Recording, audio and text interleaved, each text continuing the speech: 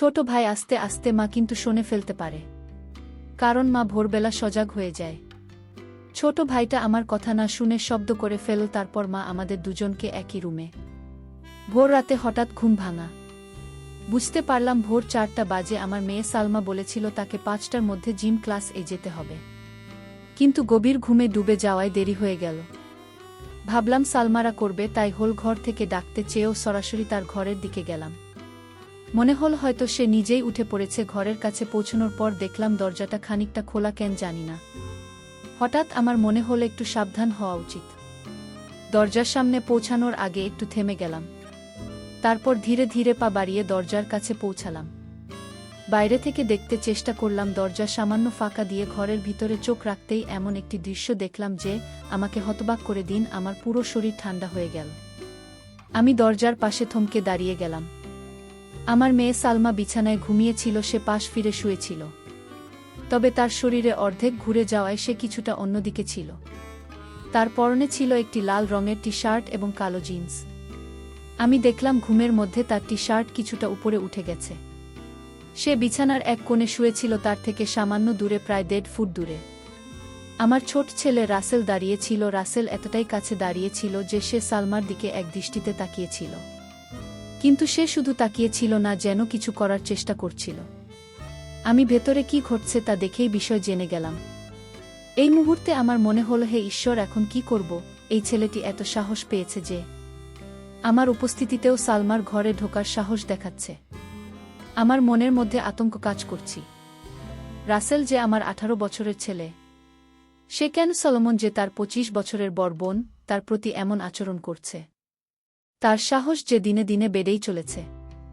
এই পরিস্থিতি দেখে আমার মনে ভয় ঢুকে গেল, এমন কিছু যেন না ঘটে যা তাদের দুজনের জীবনকে নষ্ট করে দিতে পারে। আমি কখনো ভাবিনি যে রাসেল এমন কিছু করতে পারে, তবে এখন সে বড় হচ্ছে, আর তার আচরণ আমাকে চিন্তিত করে তুলেছে। আমি আগে কখনো রাসেলের এমন আচরণের দিকে তেমন মনোযোগ দিন, তবে সময়ের সঙ্গে সঙ্গে লক্ষ্য করলাম সেজন্য সালমার প্রতি একটু বেশি মনোযোগী হয়ে উঠেছে। সালমা ছিল তার থেকে 5 বছরের বড়। তার নিজের একটা ভিন্ন জীবন ছিল, কলেজ, বন্ধুবান্ধবের আলাদা একজন। তার সেই যোগাসনের থেকে একেবারেই আলাদা। তারা একসঙ্গে বেশিরভাগ সময় বাড়িতে থাকত, কিংবা আমাদের পুরো পরিবার একসঙ্গে কোথাও গেলে যেমনটা সাধারণ ভাইবোনেরা করে। তারা একসঙ্গে হাসি তামাশা করত, একে অপরকে ঠাট্টা করত, কিংবা ছোট ছোট দুষ্টুমি করত। সলোমন সব সময় তার সঙ্গে খুব স্বাভাবিক ও নির্ভীক আচরণ করত। সম্ভবত সালমা এই নির্ভীক আচরণে রাসেলের মনে তার প্রতি এক অদ্ভুত আকর্ষণ তৈরি করেছিল। ধীরে ধীরে রাসেল যে আরও কাছাকাছি যাওয়ার চেষ্টা করতে শুরু করুন, তবে সালমা ছিল তার নিজের জগতে মগ্ন। তার এই ব্যস্ততার কারণে সে কখনো বুঝতে পারেনি যে রাসেলকে একটু অন্যভাবে দেখছে। রাসেল প্রায় সালমার দিকে তাকিয়ে থাকত, বিশেষ করে যখন সে মনোযোগ দিয়ে কিছু করত বা নিচু হয়ে কোনো কাজ করত। রাসেলের দৃষ্টি চলে যেত সালমার দিকে। মাঝে মাঝে সালমার ঘরে নিয়ে আসার চেষ্টা করত এবং আলাপের ছেলে একটু বেশিই ঘনিষ্ঠ হয়ে পড়ত। খুবই লজ্জাজনক ছিল, আমার পক্ষে এটা সহ্য করা কঠিন হয়ে পড়েছিল। তবে রাসেলকে পুরোপুরি দোষারোপ করার আগে ও আমার মনে হয় জন্মান এই আধুনিক যুগে, যেখানে টিভি, সিনেমা, ইন্টারনেট এবং মোবাইল ফোনের অতিরিক্ত প্রভাব রয়েছে, সেখানে এই ধরনের আচরণ না হওয়াটা কিভাবে সম্ভব? আমাদের সন্তানদের মনে এগুলোর প্রভাব পড়বে, এটাই স্বাভাবিক। তবে যা সবচেয়ে কষ্টদায়ক ছিল, তাহলে আমি এ ঘটনা দেখেও কিছুই করতে পারছিলাম না। নিজের সন্তানদের জন্য আমার অসহায়ত্ব আমাকে ভেতরে ভেতরে ধ্বংস করে দিচ্ছিল। আমি কখনো কল্পনাও করিনি যে রাসেল এমন কিছু করতে পারে। আমার স্বামী রাজ এদিন রাতে পরিশ্রম করেন আমাদের সন্তানদের একটি সুন্দর এবং সুখী জীবন দেওয়ার জন্য। যদি তিনি কখনো জানতে পারেন যে আধুনিক সময়ের প্রভাব রাসেলের মনকে এমনভাবে দূষিত করছে, তাহলে তিনি নিশ্চয়ই প্রচণ্ড কষ্ট পাবেন। তবে তার কাছে এই বিষয়ে বলা আমার পক্ষে সম্ভব ছিল না। যদি তিনি ঘটনা জানতে পারেন, তাহলে তিনি রাসেলের মনস্তত্ত্ব বোঝার চেষ্টা না করেই হয়তো রাগের বশে শাস্তি দেবেন বা তাকে বাড়ি থেকে বের করে দেবেন, এমনটা আমি কখনোই চাইনি। আমি ভেবেছিলাম সালমাকে সামান্য ইঙ্গিত দিয়ে বিষয়টি জানানো উচিত, যাতে সে সতর্ক থাকতে পারে এবং রাসেলের সঙ্গে একটু সাবধানতার সঙ্গে আচরণ করতে পারে। তবে এর আরেকটি বিপদ ছিল। সালমার মনে যদি রাসেলের প্রতি ঘৃণা জন্মায়, তাহলে তাদের সম্পর্ক চিরতরে নষ্ট হয়ে যাবে। এমনকি যদি সালমা রাগের মাথায় রাসেলকে কিছু বলে ফেলে তাহলে রাসেলও রেগে গিয়ে কোনো ভুল সিদ্ধান্ত নিতে পারে যা তাদের ভবিষ্যতের জন্য ভয়াবহ হতে পারে। আমি কোনোভাবেই তাদের ভাই বোনের পবিত্র সম্পর্কের মধ্যে ফাটল ধরাতে চাইনি। তাই সালমাকে কিছু বলার পরিবর্তে আমি নিজের মতো করে পরিস্থিতি সামলানোর সিদ্ধান্ত নিলাম। আমি ঠিক করলাম রাসেলকে ঠিক পথে আনার জন্য সময়মত তাকে বোঝানোর চেষ্টা করব। এখন থেকে যখনই আমি লক্ষ্য করতাম যে রাসেল চুপি চুপি সালমার দিকে তাকিয়ে আছে, আমি কোনো না কোনো অজুহাতে তাকে সেই জায়গা থেকে সরিয়ে দিতাম। এতে করে তার আচরণ অনেকটাই নিয়ন্ত্রণে আসত। তবে আজকের ঘটনা আমাকে আরও সচেতন করে তুলুন। আমি বুঝলাম বিষয়টি নিয়ে আমাকে আরও সতর্ক হতে হবে এবং উপযুক্ত সময়ে সঠিক সিদ্ধান্ত নিতে হবে। পিছনে সাহস দেখে আমি বুঝতে পারলাম যে আর দেরি করা ঠিক হবে না। যদি সময় মতো আমি কোনো ব্যবস্থা না নিই তাহলে তার কাজের জীবনে বড় বিপদ ডেকে আনতে পারে। আমাকে কিছু একটা করতেই হবে, কিন্তু কিভাবে পরিস্থিতি সামাল দেবে তা বুঝে উঠতে পারছিলাম না। আমার মনে হলো সঠিক পদ্ধতিতে তাকে বোঝাতে স্বাভাবিক হতে পারে। তখন আমি যেটা ঠিক মনে করেছিলাম সেটাই করার সিদ্ধান্ত নিলাম। যদি হঠাৎ করে ঘরে ঢুকে যায় তাহলে রাসেল ভয় পেতে পারে, আর সালমা যদি তাকে এমন অবস্থায় দেখে ফেলে তাহলে সে আরও হতবাক হয়ে যেতে পারে। তাই আমি এমন কিছু করার সিদ্ধান্ত নিলাম যাতে সে বুঝতে পারে যে আমি জেগেছি এবং তার ঘর ছেড়ে চলে যাওয়ার সময় এসেছে। এই ভাবনা থেকে আমি রান্নাঘরে গিয়ে ইচ্ছে করে একটি স্টিলের থালা ফেলে দিলাম। এতে বেশ বড়সড় শব্দ হল। আমার প্রত্যাশা মতো কিছুক্ষণের মধ্যেই আমি দেখলাম বিষাদের ছায়া পাশের পথ দিয়ে চলে যাচ্ছে। তার চলে যাওয়া দেখে আমি স্বস্তি পেলাম। এরপর আমি সালমাকে ডাকার জন্য তার ঘরের দিকে এগোলাম। ঘরে ঢুকে দেখি সালমা তখনও গভীর ঘুমে। এত বড় আওয়াজ হওয়ার পরেও সে উঠে বসেনি। এটা দেখে আমি অবাক হলাম। মনে হলো সে এতটাই গভীর ঘুমে থাকে যে রাসেল সহজেই তাকে দেখতে বা কিছু করার সুযোগ পেতে পারে। শেষমেশ আমি তার কাছে গিয়ে তাকে সরাসরি জাগানোর সিদ্ধান্ত নিলাম।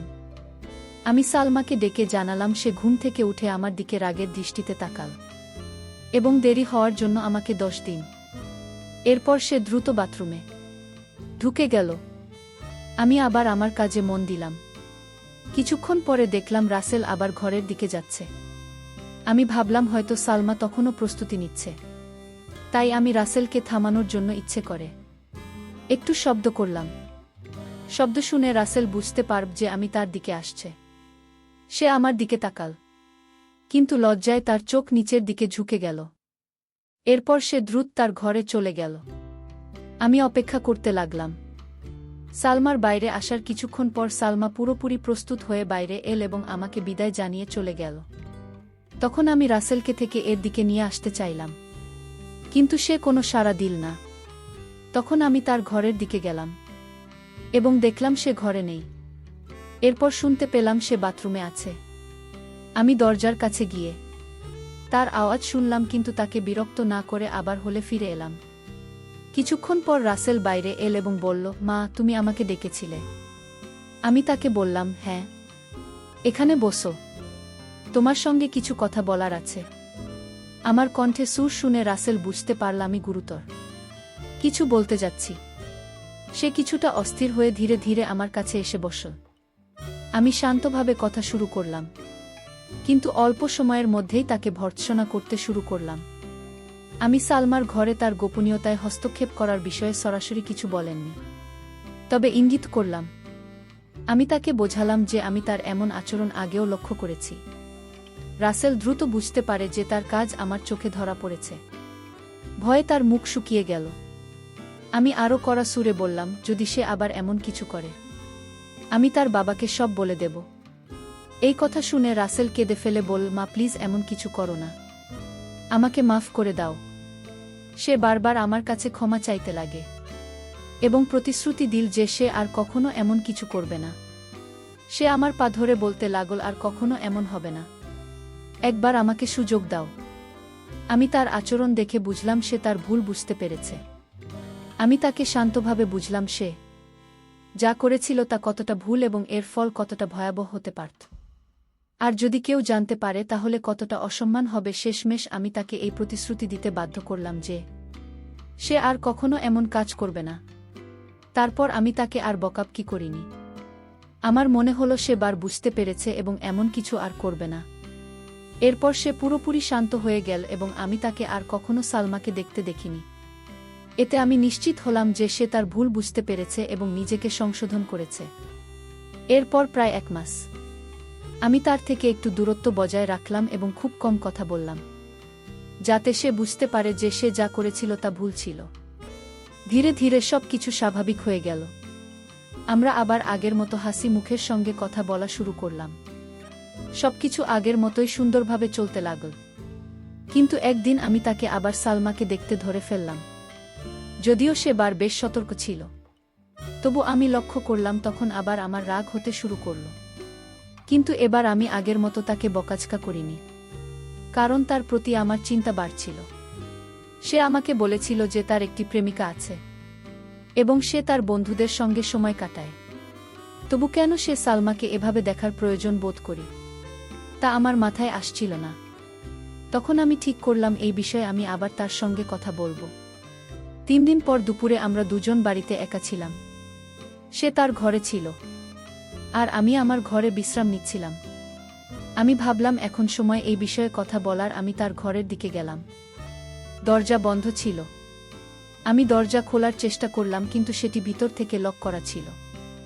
আমি দরজায় নক করলাম এবং তাকে ডাকলাম। সে ভেতর থেকে সাড়া দিন এবং দরজা খুলে দিন। আমি জিজ্ঞেস করলাম দরজা বন্ধ করে কি করছিলেন। সে বলল, কিছু না, এই পেপার পড়ছিলাম। তারপর সে বিছানার পাশে থাকা একটি পেপার দেখান। আমি মনে মনে ভাবলাম যদি সত্যিই পেপার পড়েছিল তবে দরজা লক করার কি প্রয়োজন ছিল? নিশ্চয়ই অন্য কিছু হচ্ছিল। কিন্তু এবার আমি শান্ত থাকতে চাইলাম এবং তাকে বোঝানোর সিদ্ধান্ত নিলাম।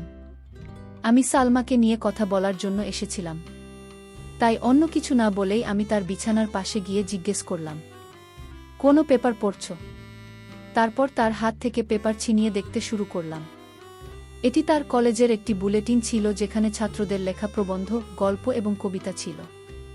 আমি পেপারটি তাকে ফেরত দিয়ে জিজ্ঞেস করলাম কোনোটা পড়ছিল। এতে পেপার খুলেছে একটি প্রবন্ধ দেখিয়ে বলল, এটা করছিলাম। আমি বললাম, ঠিক করে বলো তো, কি আছে এতে? তারপর আমি তার পাশে বিছানায় একটু জায়গা নিয়ে শুয়ে পড়লাম।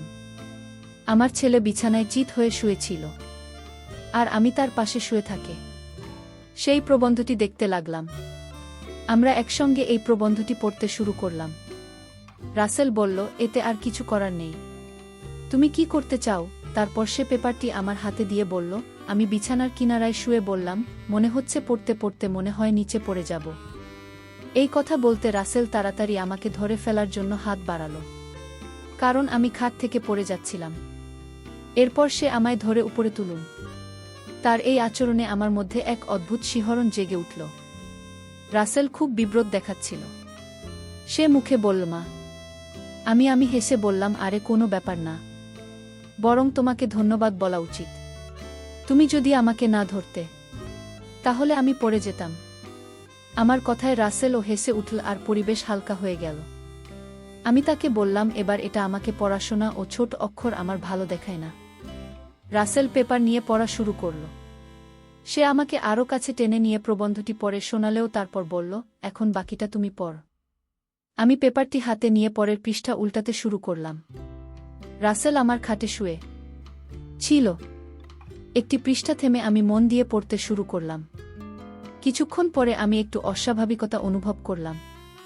প্রথমে বুঝতে পারিনি, কিন্তু যখন ভালো করে খেয়াল করলাম তখন ব্যাপারটা পরিষ্কার হলো। আমি ভাবলাম সে তো পেপার পড়ছিল, তবু এমন। নিচে তাকিয়ে দেখলাম তার হাত। আমার তখন মনে পড়ল যখন সে আমাকে পড়ে যাওয়া থেকে ধরেছিল। আমি আস্তে করে রাসেল মুখের দিকে তাকালাম। তার চেহারা সম্পূর্ণ শান্ত। আমি ভাবছিলাম সে কি ভাবছে। নিজেকে শান্ত রাখলাম এবং আবার পেপার পড়তে শুরু করলাম। মনে মনে প্রার্থনা করছিলাম যে রাসেল এই পরিস্থিতি নিয়ে কিছু না বুঝে কি করব ভেবে পাচ্ছিলাম না। প্রথমে মনে হলো সাথে সাথে উঠে গিয়ে তাকে দূরে সরিয়ে দিই, কিন্তু কেন যেন মনে হলো আমি তেমন শক্তি সঞ্চয় করতে পারছি না, যেন কোনো অদৃশ্য শক্তি আমাকে সেখানে আটকে রেখেছে। আমি চুপচাপ শুয়ে রইলাম। বাইরে থেকে পেপার পড়ার ভান করছিলাম। সময় যেন থমকে গিয়েছিল। কয়েক মিনিট কেটেছে, কিন্তু মনে হচ্ছিল যে কয়েক ঘন্টা পার হয়ে গেছে। অবশেষে আমি সিদ্ধান্ত নিলাম যে আমাকে কিছু করতে হবে। আমি বললাম, রাসেল, মনে হচ্ছে আমার শরীরটা খারাপ লাগছে। তারপর আস্তে আস্তে নিজেকে সরিয়ে নিলাম এবং তার থেকে একটু দূরে সরে গেলাম। কিন্তু রাসেল আমার দিকে তাকিয়ে রইল, কিন্তু কিছু বলল না। আমি তখন পরিস্থিতি হালকা করার জন্য তাকে অন্য কোনো বিষয়ে কথা বলতে লাগলাম। আমি রাসেলের দিকে একবার তাকালাম এবং দেখলাম সে কিছুটা অস্বস্তি অনুভব করছে। পরিবেশ সহজ করার জন্য বললাম, রাসেল, আমার গলা শুকিয়ে গেছে, তুমি কি আমার জন্য এক গ্লাস জল এনে দেবে? রাসেল বিছানা থেকে উঠে জল আনতে চলে গেল। সে রুম থেকে বেরোতেই আমি কিছুটা স্বস্তি অনুভব করলাম এবং মনে হলো তাকেও নিজের আবেগ সামলানোর সুযোগ দেওয়া হলো। যখন সে জল নিয়ে ফিরে এল আমি তার দিকে তাকালাম এবং দেখলাম সে এখন অনেকটা স্বাভাবিক হয়েছে। আমি তার কাছ থেকে জল নিয়ে এক নিঃশ্বাসে পান করলাম। এটা আমি কিছুটা শান্ত পেলাম। রাসেল গ্লাসটি নিয়ে এক পাশে রেখে আবার বিছানায় এসে আমার পাশে বসল। আমরা হালকা ফুলকা বিষয় নিয়ে কথা বলতে শুরু করলাম। বন্ধুরা, আজকের গল্পটা এখানেই শেষ করলাম। ভালো লাগলে চ্যানেলটি সাবস্ক্রাইব করে পাশে থাকবেন। ধন্যবাদ।